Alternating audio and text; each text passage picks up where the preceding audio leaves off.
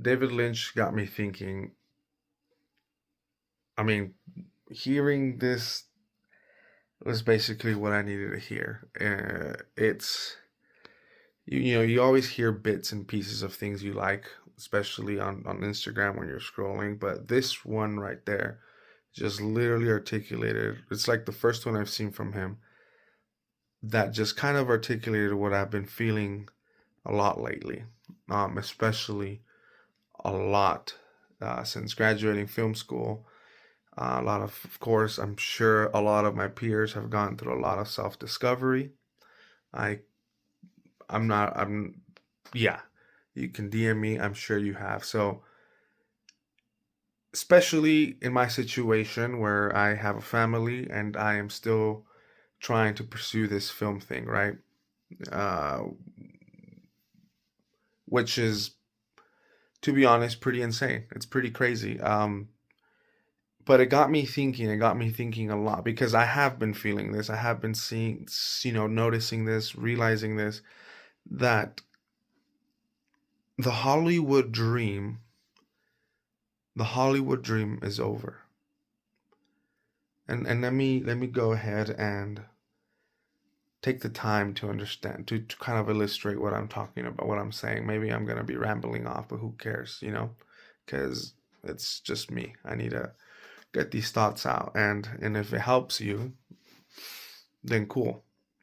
But the Hollywood dream is over. The Hollywood dream is over, and it's been over, and it was over since I got my hands on a camera for the very first time.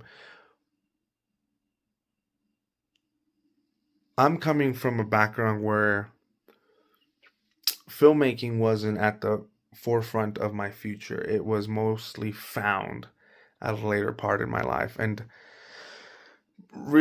basically, it's kind of like, honestly, it was kind of like a nudge from my now wife, darling Becca. Um, and it's kind of, I'm not saying I'd never like daydreamed and had imagination and acted out movies when I was a little kid. I mean, that's actually my straight up background. I would like pretend to be in movies and like play Halo and like Saving Private Ryan in my pool, Lord of the Rings, you know what I'm saying? And just that, coming, like going back in time and realizing, oh, that's where it was. That's kind of the little hints of like, huh, I like stories. I like seeing them, but never even thought about telling them, right? Telling them is a whole different world. It's a whole different ball game. And it's been a crazy adventure ever since my first short film in film school. Like, what the heck? You know what I'm saying? Like, you start from nothing. And quite honestly, I still feel like I'm starting from nothing. But there's been this thing that's been nagging at me. It's like this whole filmmaking world is very, for of course, all of you, my friends and peers back in film school, you probably know. You probably thought like, uh filmmaking is hard. But then what you see in the world, Instagram, whatever, reels, whatever, YouTube videos, now, you're basically bombarded with them on a daily basis. It's fashionable, it's cool, you want to be cool, you're trying to be cool. But at the end of the day, it's hard work. And the elephant in the room is money. I don't know, right? Money is one of the elephants in the room, right? But there's probably a dozen, but that is the big one that's been always standing out. Like, hey, we gotta crowdfund this. Hey, we gotta wait, like 2 years to release something, right? I mean, you got to if you want to make it right, right? If you want to have a chance at those bigger festivals, especially. I mean, unfortunately, it wasn't like that, right? 90s or whatever. But nowadays sometimes you feel like you want to have like the cleanest and like the best quality, have at least a chance, right? Or at least that's how it feels. But then there's another side of it that says no, Just shoot it on your phone. Just get it out there. Cool. So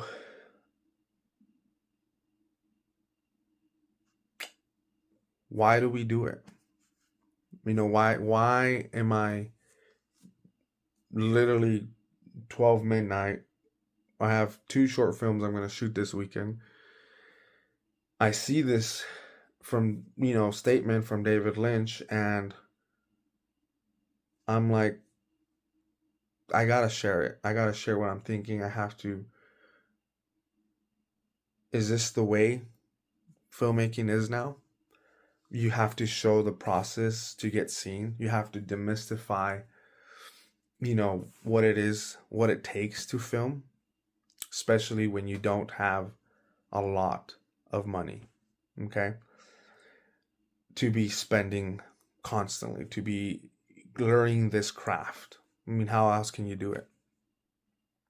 You gotta have $10,000 in your pocket. I mean, this is not complaining. This is actually me talking to myself, actually, honestly, reinforcing that it is still possible. So don't take it wrong. And the whole, this is if anything, this is encouraging you, encouraging anyone. Like I said, it's encouraging myself to get your hands on that story or camera and just start filming it. So the Hollywood dream is over. This dream, you go like, okay, so like you go into film school. I go into film school. I've never touched a camera with intention. I've never done it, right? I've done it now, but I just talking back to my first experience. First short film, my eyes were opened. Possibilities are endless. But then reality hits. This experience in film school was beautiful. I'm gonna probably make a video about it, right?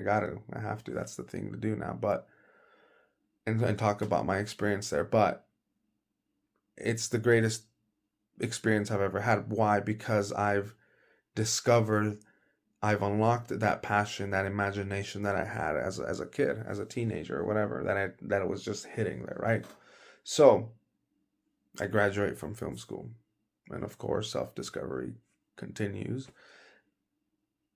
I can't turn out a 1 million. No one's gonna hire me for a $1 million feature. There's still work to be done, right? And we're pushing to start creating, and then you're like, what am I gonna create? What am I supposed to create? What are the stories that I want to tell? And then that feeling of incapability. Why? Because it's a very real feeling. I have a day job. I have a family. And if you don't have a family, you still have to work to pay rent or pay wherever you live and bills, etc. And then you still need to churn out these stories. So coming back to David Lynch's biggest thing, you have to psych yourself out. It's kind of like you have to lie to yourself and say, it's not about the money. And then when you start believing and you start realizing, and you really learn that it's not about the money. It's because you love it. It's the story that's been in your head. It's been bugging you, and you need to write it, and you want to write it, and you write it. You get a group of friends that are down and have time, right? Time is valuable. Not everyone's going to be donating their time, and you respect that, and you go and do what you can. Don't go into debt. Don't go, you know, big, destroying your life or whatnot. Unless you're really down for your feature and you're going to do it, then good luck. But I'm talking about little things like shorts, and especially features that are on a very low budget. But you do it and you learn from it. And one of the biggest reasons I think that I've been feeling a lot about this is that I did a little short called Sweetbread. I posted some stills on my feed, and well, I tried to do it the right way. I paid for some services, and it was a little expensive, right? Um, I pray for the dream of being able to pay crew and cast like adequately. But again, we're going back to the same big elephant in the room. You know, you're within your limits, and you're kind of just trying to do what you can. So it was a wake up call. It was a straight up wake up call, that got me thinking, am I able to just do this every single time? No, I can't. And it left me with lesser options now, right? Like, what am I supposed to compromise now? If I want to practice filmmaking, directing, but I also don't have the means to produce the best quality every single time. So should I just stop? Should I just wait for long periods of time, but my passion is burning and I want to do little things? No. No, and I'm learning, and I'm realizing that I'm beginning to kind of see where I'm at and what I'm leaning towards to. And I think what I'm leaning towards to more now is that if low budget and just doing what I can within what I am able to do with my limits is what I have to do, then I'm gonna have to do that. And I'm not gonna have to break my head over not being able to get the best colorist, get the best sound design. It comes to having to learn the craft yourself, maybe. And having to put in the hours to maybe learn these things, right? And just trying to do it yourself. Again, honestly, if anything, this is to encourage you. This is to encourage myself that it's not about the money. The Hollywood dream is over because if you're putting your brain and your mind set on this big illusion, at least for me, it's an illusion.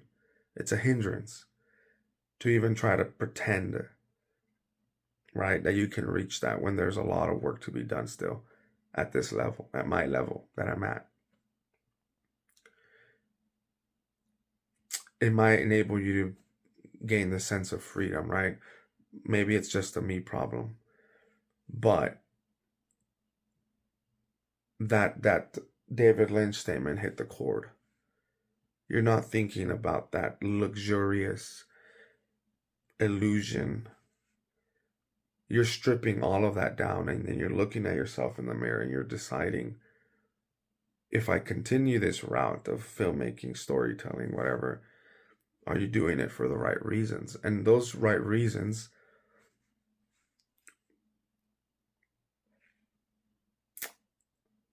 are literally because those stories you have are coming out of you. They're pushing out.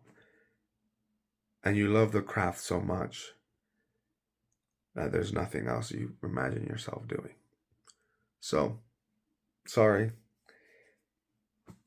Talk too much, but peace out.